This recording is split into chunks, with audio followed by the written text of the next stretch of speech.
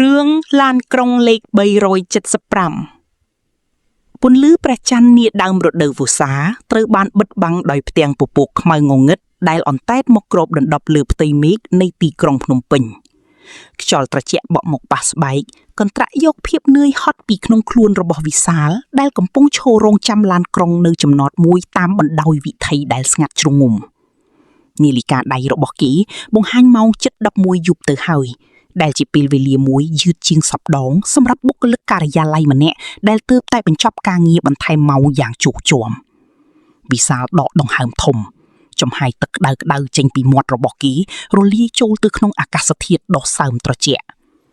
នៅតាមដងផ្លូវមានតែពន្លឺភ្លើងហ្វាខ្សោយពីឡានម៉ូតូដែលបើកកាត់យូរម្ដងបន្សល់ទុកនូវភាពស្ងប់ស្ងាត់ដែលគួរឲ្យព្រឺក្បាល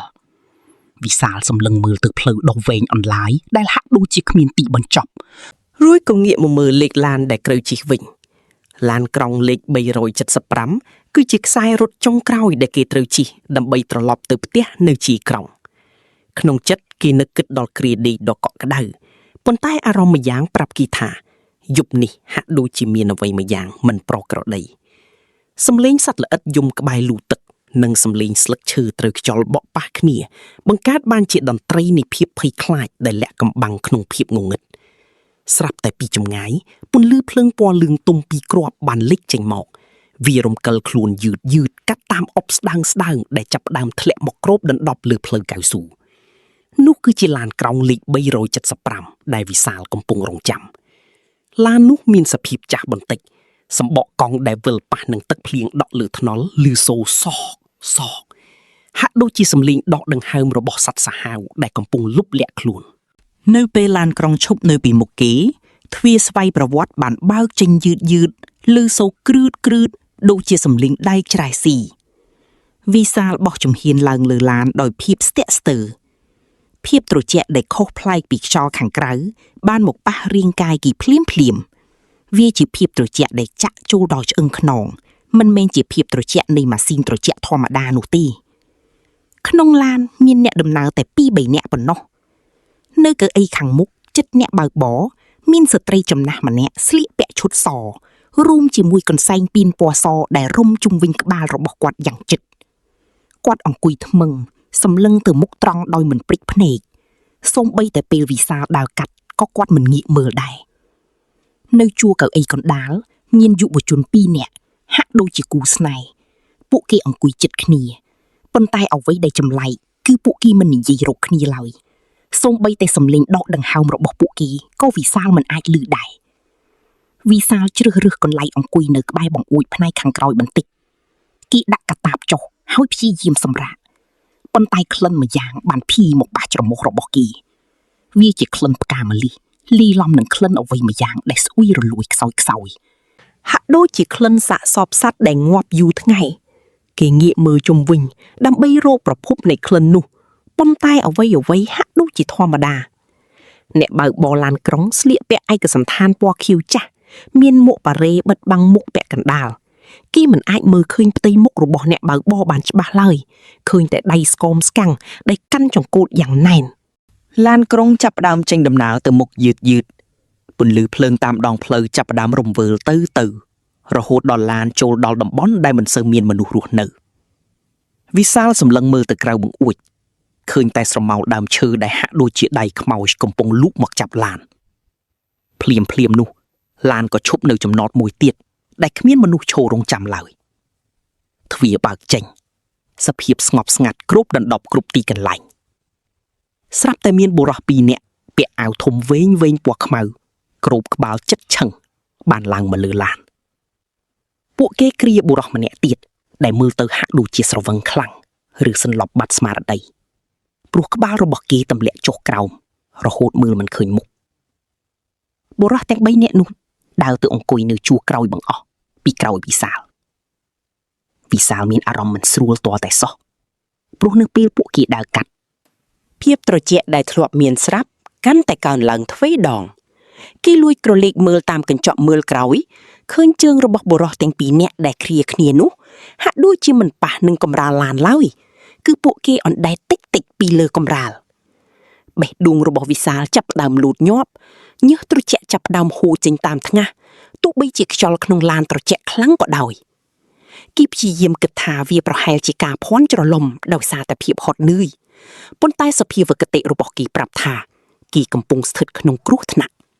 ស្ត្រីចំណាស់ដែលអង្គុយនៅខាងមុខស្រាប់តែងាកមកក្រោយមុខរបស់គាត់ជ្រាវជ្រួញខ្លាំងហើយភ្នែករបស់គាត់មានពណ៌សខ្វក់ខ្វក់គ្មានប្រស្រីភ្នែកខ្មៅឡើយគាត់សម្លឹងមកចំវិសាលដោយខ្សែភ្នែកដែលពោពេញដោយការព្រមានវិសាលភ័យញ័រខ្លួនមិនហ៊ានសូម្បីតែដកដង្ហើមខ្លាំងឡានក្រុងនៅតែបន្តដំណើរទៅមុខកាន់តែជ្រៅទៅក្នុងភាពងងឹត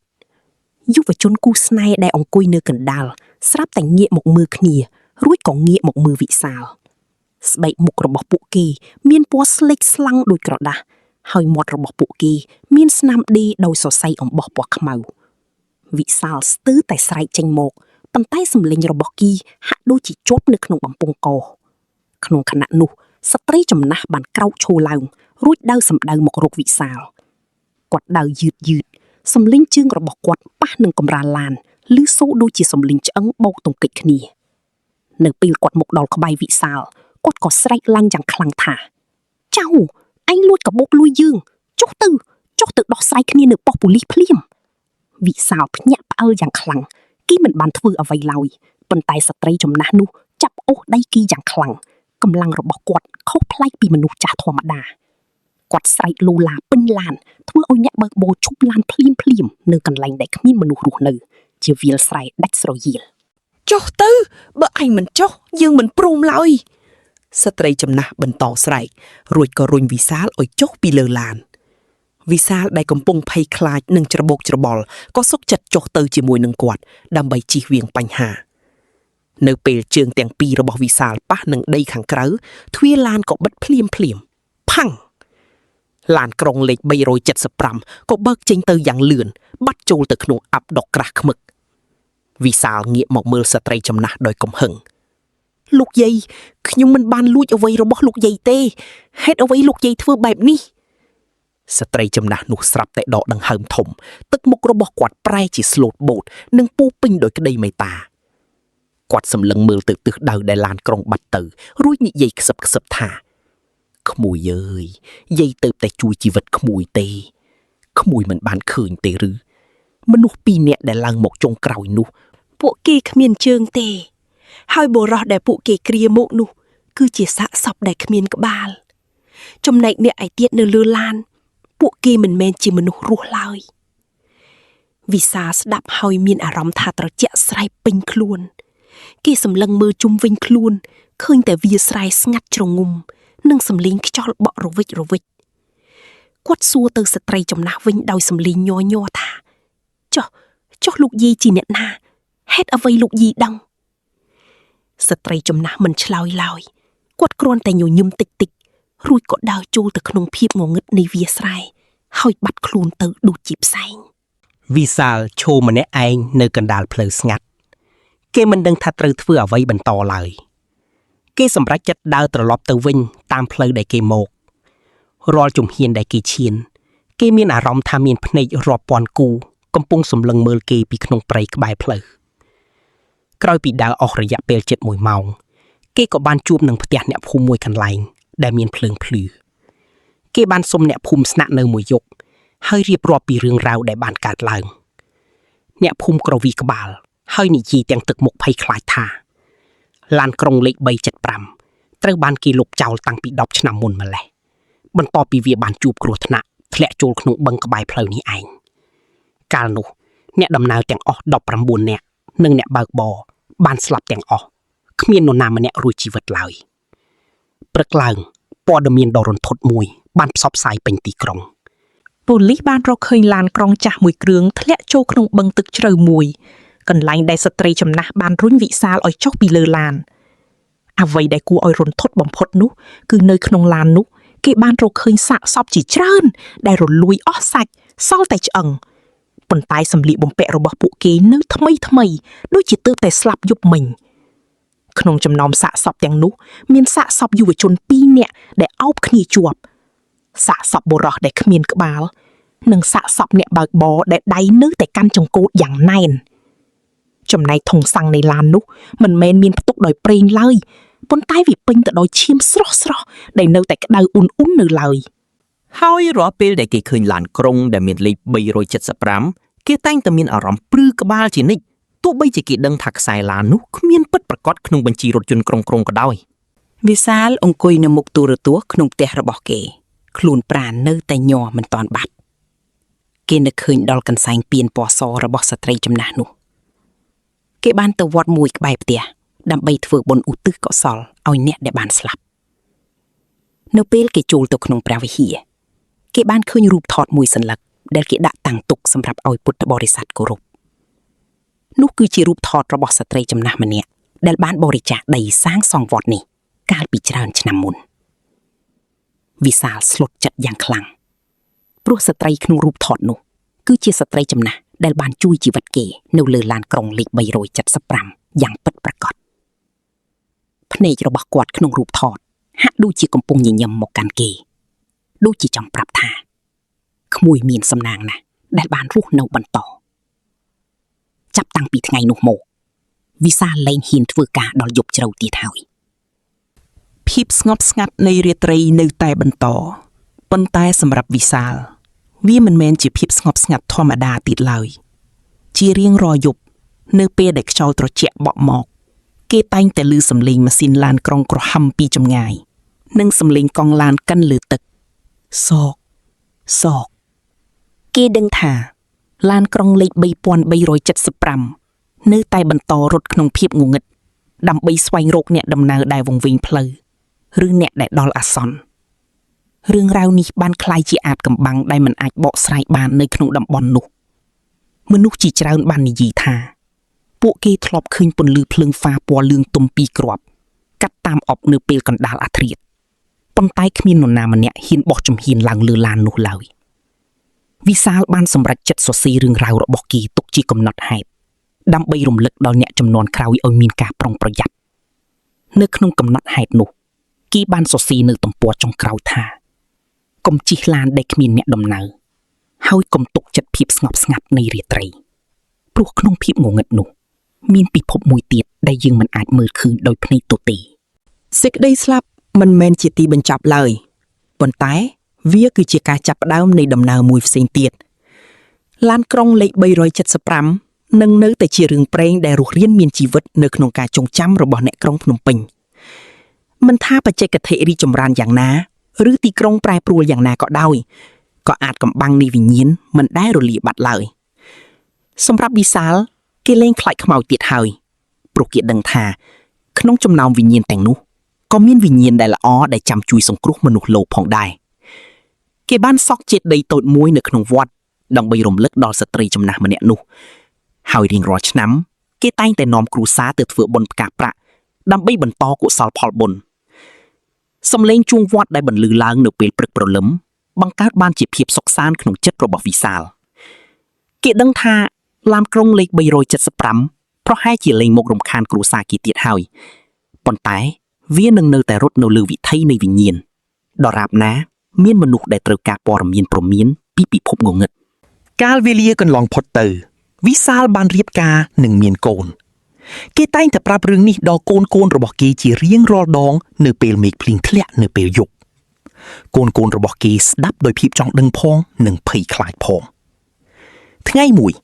កូនប្រុសច្បងរបស់គេដែលទើបតែពេញវ័យបានត្រឡប់មកពីធ្វើការយប់ជ្រៅដោយរូបគេកាលពីមុនដែរ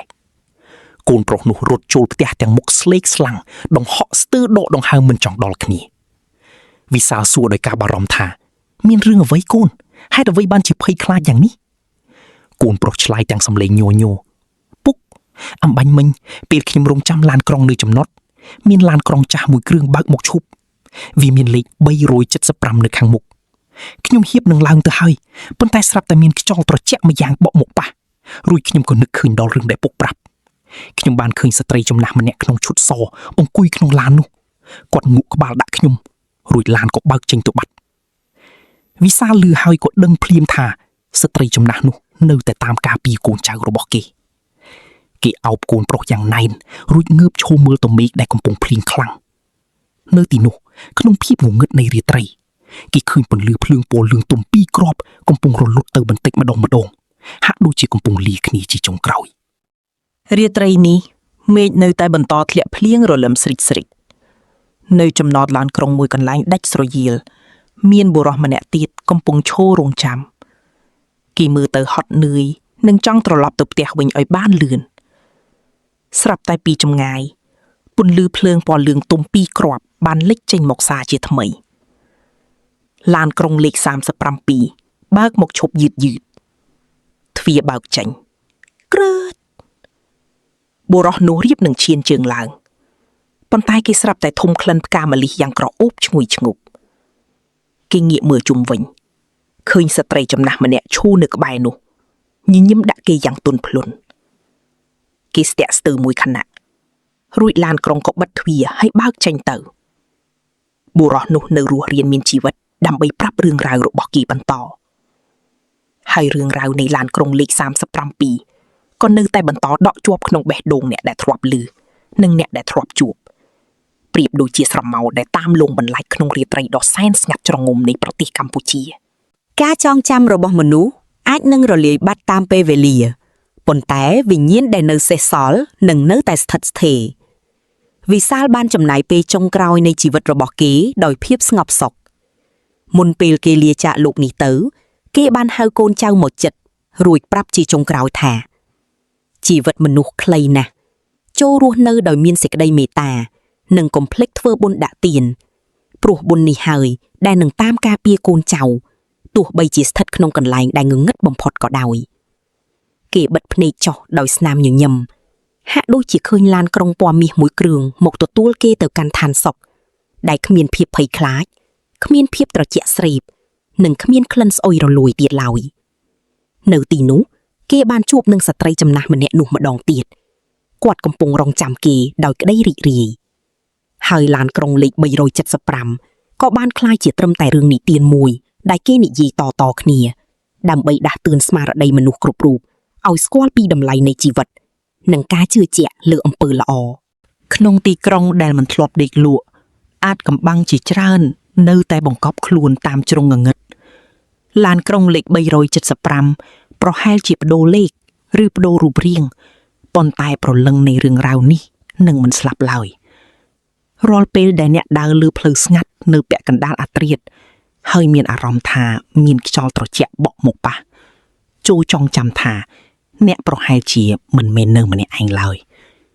មានភ្នែកដែលមើលមិនឃើញកំពុងតាមសម្លឹងមើលអ្នកហើយមានវិញ្ញាណដែលចាំជួយសង្គ្រោះអ្នកប្រសិនបើអ្នកជាមនុស្សដែលមានចិត្តបុណ្យរឿងរ៉ាវនៃឡានក្រុងលេខ375បញ្ចប់នៅត្រឹមនេះប៉ុន្តែមេរៀនដែលវាបន្សល់ទុកនឹងនៅស្ថិតស្ថេរជារៀងរហូតនៅក្នុងបេះដូងខ្មែរគ្រប់រូបដែលតែងតែជឿជាក់លើពិភពអរូបីនិងអំណាចនៃកម្មផលសេចក្តីសុខសាន្តចូលមានដល់វិញ្ញាណទាំងអស់ដែលបានបាត់បង់ជីវិតក្នុងឡានក្រុងនោះហើយសូមឲ្យពន្លឺនៃធម៌ជួយបំភ្លឺផ្លូវដល់អ្នកដំណើរគ្រប់រូបក្នុងរាត្រីដ៏វែងអន្លាយនេះនៅតាមបណ្ដោយវិថីជាតិលេខ5ជិតដល់ចំណុចដែលឡានក្រុងនោះធ្លាប់ធ្លាក់ចូលបឹងបច្ចុប្បន្នគេបានសាងសង់ជារមណីយដ្ឋាននិងមានភ្លើងបំភ្លឺយ៉ាងច្បាស់ប៉ុន្តែអ្នកស្រុកនៅតែនិយាយថានៅយប់ដែលមេឃងងឹតខ្លាំងនិងមានអាប់ធ្លាក់គេនៅតែឃើញឡានក្រុងចាស់មួយគ្រឿងបើកកាត់តាមផ្លូវនោះដដែលគ្មាននរណាម្នាក់ហ៊ានហៅឡាននោះឲ្យឈប់ទៀតទេហើយឡាននោះក៏មិនដែលឈប់ឲ្យនរណាម្នាក់ឡើងដែរក្រៅពីអ្នកដែលមានវាសនាត្រូវទៅជាមួយពួកគេភាពអាចកំបាំងនេះបានคล้ายជាផ្នែកមួយនៃវប្បធម៌ជំនឿរបស់ខ្មែរដែលផ្សារភ្ជាប់រវាងការរស់នៅប្រចាំថ្ងៃនិងពិភពដែលយើងមិនអាចយល់បានវិសាលនិងស្ត្រីចំណាស់ម្នាក់នោះបានคล้ายជានិមិត្តរូបនៃសេចក្តីសង្ឃឹមនិងការការពារដែលលើសពីធម្មជាតិទោះបីជាសាច់រឿងនេះត្រូវបានគេនិទានក្នុងទម្រង់ជារឿងខ្មោចប៉ុន្តែវាបង្កប់នូវអត្ថន័យជ្រាលជ្រៅអំពីសិលធម៌និងការជួយយកអាសាគ្នាទៅវិញទៅមកទោះបីជាស្ថិតក្នុងឋានៈជាមនុស្សឬជាវិញ្ញាណក៏ដោយសេចក្តីបញ្ចប់នៃរឿងនេះមិនមែនគ្រាន់តែជាការបញ្ចប់នៃអក្សរឡើយប៉ុន្តែវាគឺជាការចាប់ផ្ដើមនៃការពិចារណាអំពីជីវិតនៅពេលដែលអ្នកបិទសៀវភៅឬអត្ថបទនេះចុះចូលងាកមើលជុំវិញខ្លួនអ្នកម្ដងទៀត តើមានអ្វីម្យ៉ាងកំពុងសម្លឹងមើលអ្នកពីក្រោយខ្នងដែរឬទេតើអ្នកឮសំឡេងខ្យល់បក់ដែលខុសប្លែកពីធម្មតាដែរឬទេប្រហែលជាឡានក្រុងលេខ375កំពុងតែរង់ចាំអ្នកនៅចំណតខាងមុខក៏ថាបានសូមឲ្យយប់នេះជាយប់ដ៏សុខសាន្តសម្រាប់អ្នកគ្រប់គ្នាហើយសូមឲ្យពន្លឺនៃបញ្ញាជួយការពារអ្នកពីគ្រោះថ្នាក់ទាំងឡាយដែលលាក់កំបាំងក្នុងភាពងងឹតឡានក្រុងលេខ375ឡានក្រុងដែលគ្មានថ្ងៃឈប់ឈរឡានក្រុងនៃប្រលឹងដែលវង្វេងផ្លូវវានឹងនៅតែជារឿងរ៉ាវដែលដក់ជាប់ក្នុងអារម្មណ៍យើងគ្រប់គ្នាជានិរន្តរ៍គ្មានអ្វីដែលគួរឲ្យខ្លាចជាងភាពល្ងងខ្លៅឡើយហើយគ្មានអ្វីដែលគួរឲ្យគោរពជាងសេចក្តីក្លាហានក្នុងការប្រឈមមុខនឹងការប៉ັດឡើយរឿងរ៉ាវនៃវិសាលនិងឡានក្រុងលេខ375បានមកដល់ទីបញ្ចប់យ៉ាងបរិបូរណ៍ដោយបន្សល់ទុកនូវដាននៃភាពរន្ធត់និងមេរៀនជីវិតដ៏មានតម្លៃបំផុតសម្រាប់មនុស្សជាតិគ្រប់រូបចុងក្រោយបំផុតភាពពិតប្រាកដនៃរឿងនេះស្ថិតនៅលើជំនឿរបស់មនុស្សម្នាក់ៗប៉ុន្តែអ្វីដែលច្បាស់នោះគឺរៀងរាល់យប់នៅម៉ោង11ឡានក្រុងលេខ375នឹងបន្តធ្វើដំណើរទៅមុខជានិច្ចកាត់តាមពេលវេលានិងលំហដើម្បីរង់ចាំអ្នកដំណើរដែលត្រូវទៅកាន់ទីដៅចុងក្រោយរបស់ពួកគេប្រសិនបើអ្នកឃើញឡានក្រុងនោះចូលប្រយ័ត្នហើយសួរខ្លួនឯងថាតើអ្នកត្រៀមខ្លួនរួចរាល់ហើយឬនៅសម្រាប់ដំណើរមួយដែលគ្មានថ្ងៃត្រឡប់មកវិញសំឡេងកង់ឡានកិនលើទឹកសោកសោកនៅតែបន្លឺឡើងក្នុងភាពងងឹតបង្កជាភាពព្រឺព្រួយដល់អ្នកដែលបានឮហើយរឿងរ៉ាវនេះនឹងត្រូវកត់ត្រាទុកក្នុងប្រវត្តិសាស្ត្រនៃរឿងព្រឺក្បាលបំផុតរបស់កម្ពុជាដែលមិនងាយនឹងបំភ្លេចបានឡើយភាពងងឹតនៃរាត្រីនៅតែបន្តគ្របដណ្ដប់ហើយអាចកំបាំងនៃឡានក្រុងលេខ375ក៏នៅតែជាអាចកំបាំងដែលរងចាំការបកស្រាយពីសំណាក់អ្នកដែលក្លាហានគ្រប់គ្រាន់នឹងឈានជើងឡើងលើវាប៉ុន្តែសម្រាប់វិសាលគេបានរកឃើញចម្លើយរួចហើយចម្លើយនោះគឺសេចក្តីស្រឡាញ់និងអំពើល្អគឺជាពន្លឺតែមួយគត់ដែលអាចបំភ្លឺផ្លូវក្នុងភាពងងឹតបំផុតនៃជីវិតនិងសេចក្តីស្លាប់